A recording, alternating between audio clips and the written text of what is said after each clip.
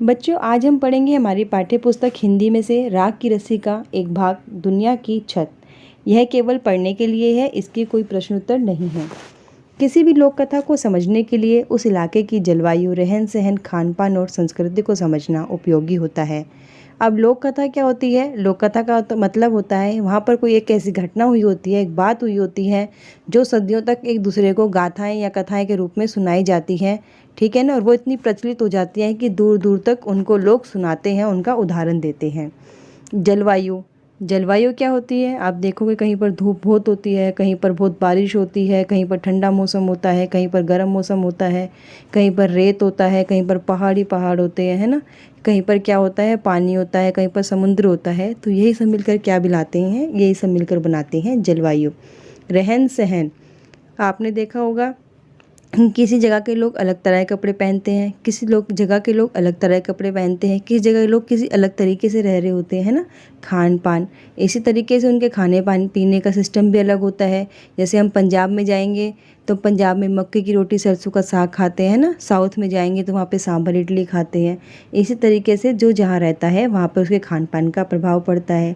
और संस्कृति मतलब तीज त्यौहार, हर कोई अपने अलग तरीके से अपने अलग अलग त्यौहार मनाता है, अलग तरीके से अपना त्यौहार मनाता है, अलग तरीके से अपने पूजा पाठ करता है, अलग तरीके से अपने इष्ट देवों की पूजा करता है। ठीक है, वो क्या कहलाता है? संस्कृति कहलाता है। जिस इलाके में वह लोक कथा सुनाई जाती है। राग की रस्सी शीर्षक लोक कथा तिब्बत से संबंधित है। कहाँ से संबंधित है हमारी राग की रस्सी? तिब्बत से। ठीक है। तिब्बत को दुनिया की छत कहा जाता है। क्या कहा जाता है तिब्बत को? दुनिया की छत। क्यों कहा जाता है? क्योंकि यह बहुत ऊंचे पठार पर स्थित है। बहुत ऊंचा जो एक पठार होता है, पठार के ऊपर है। अब आप पूछेंगे पठार क्या होता है? इसकी परिभाषा इसमें ही है। पठार क्या होता है? पठार जमीन के ऐसे भाग को कहते हैं जो मैदान से तो ऊंचा होता है, यानी कि जो आपकी ज़मीन होती है ना, वहाँ से तो ऊंचा होता है, पहाड़ों से थोड़ा सा नीचा होता है। तिब्बत भी पठार पर ही खड़े हैं। ऊंचे ऊंचे पहाड़ हैं जो किसका हिस्सा है? हिमालय का हिस्सा है। इन पहाड़ों की एक खासियत है। क्या खासियत है इन पहाड़ों की? कि ये कई रंग के हैं। भूरा, लाल, पीला, बैंगनी, गुलाबी, गेरुआ और हरा। है ना इंटरेस्टिंग? रंग बिरंगे पहाड़। ठीक वैसे ही जैसे छोटे बच्चे अपने चित्रों में मनचाहे रंग भर देते हैं। छोटे बच्चे होते हैं ना, उन्हें कलर करने को दे दो तो वो कोई सा भी कलर किसी में भी कर देते हैं। ऐसे ही वहाँ पर क्या है? रंग बिरंगे पहाड़ हैं। इन पथरीले पहाड़ों में तरह तरह की मिट्टी और खनिज पदार्थ हैं। क्या है यहाँ पर? तरह तरह की मिट्टी है। मिट्टी भी कई प्रकार की होती है ना। सूरज की बढ़ती और घटती किरणों के पड़ने से वह पहाड़ अनोखे रंग में चमक जाते हैं। वह रंग बिरंगे पहाड़ जब उन पर सूरज की लाइट पड़ती है तो वो क्या करते हैं? एक अलग ही चमक बनती है उनकी, एक अलग तरीके से अनोखे रंग में चमक जाते हैं। तिब्बत की हवा में नमी बहुत कम है। इसी वजह से वहाँ पर क्या होता है? बरसात और बर्फ़बारी कम ही होती है। ना तो वहाँ पे ज़्यादा बारिश होती और ना ही ज़्यादा वहाँ पर बर्फ़ गिरती। खुश्क मौसम में पेड़ पौधे बहुत नहीं होते हैं।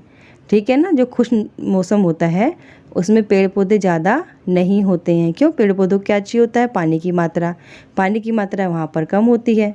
तिब्बत का पूर्वी भाग ही ऐसा है जहाँ पर घने जंगल पाए जाते हैं। ठीक है, तिब्बत का कौन सा भाग? पूर्वी भाग ऐसा है जहाँ पर जंगल पाए जाते हैं। उन जंगलों में पेड़ पौधों, पशु पक्षियों की दुर्लभ, दुर्लभ मतलब ऐसी जो बहुत मुश्किल से मिले। किसमें? मतलब टाइप, वैरायटी, प्रजातियाँ, अलग अलग टाइप की जो बहुत मुश्किल से पशु पक्षी जो कभी कभी कहीं कहीं देखने को मिलते हैं। पेड़ पौधे जो हर जगह आसानी से नहीं हो पाते वो वहाँ पर मिलती है। तिब्बत की मिट्टी कहीं पर रेतीली है, यानी कि तिब्बत की मिट्टी में कहीं पर बहुत सारा रेत है, कहीं पर मिट्टी का रंग लाल है, कहीं पर पीला है तो कहीं पर काला है। तिब्बत में लगभग 1500 यानी कि 1500 झीलें हैं। और ये झीलें बनती कैसी हैं? पहाड़ों की बर्फ़ से पिघलने से। जब ऊंचे ऊंचे पहाड़ों पर बर्फ़ होती है ना, जब सूर्य की रोशनी उन पर पड़ती है तो बर्फ़ें पिघलती है। बर्फ़ पिघलने से वो क्या बनाती है? झील बनाती है। इनमें से जो सबसे ज़्यादा नाम है वह है मानसरोवर झील का। कौन सी झील का? मानसरोवर झील का।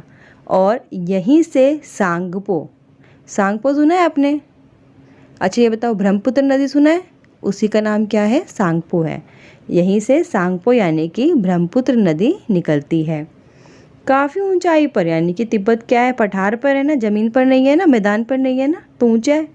काफ़ी ऊंचाई पर होने के कारण तिब्बत में बहुत ठंड होती है। क्या होती है वहाँ पर? ठंडा बहुत होता है।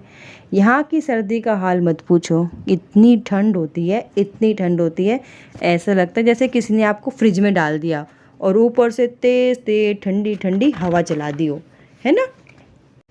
और इसीलिए वहाँ के लोग हमेशा भारी भरकम गरम गरम कपड़े पहनते हैं।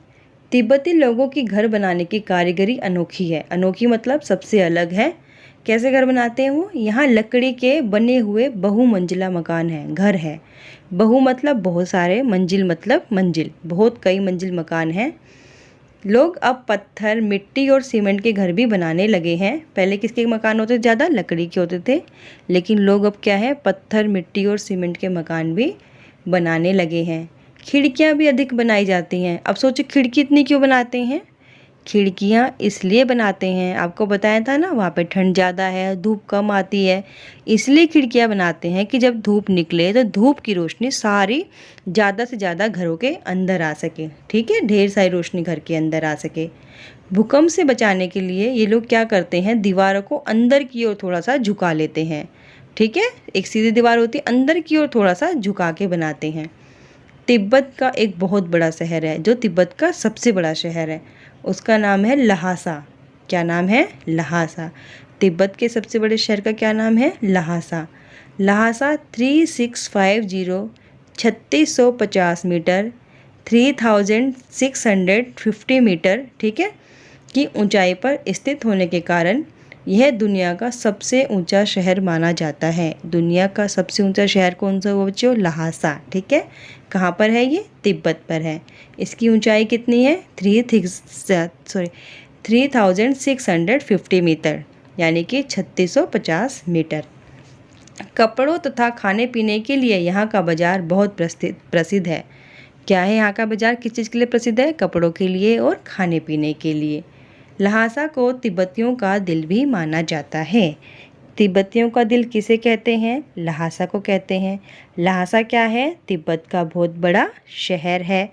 ठीक है, चलो अब स्टोरी समझ में आई है तो फिर जल्दी से चैनल को सब्सक्राइब कर दो। ओके, और कमेंट करके बताओ आपको कितना समझ में आया।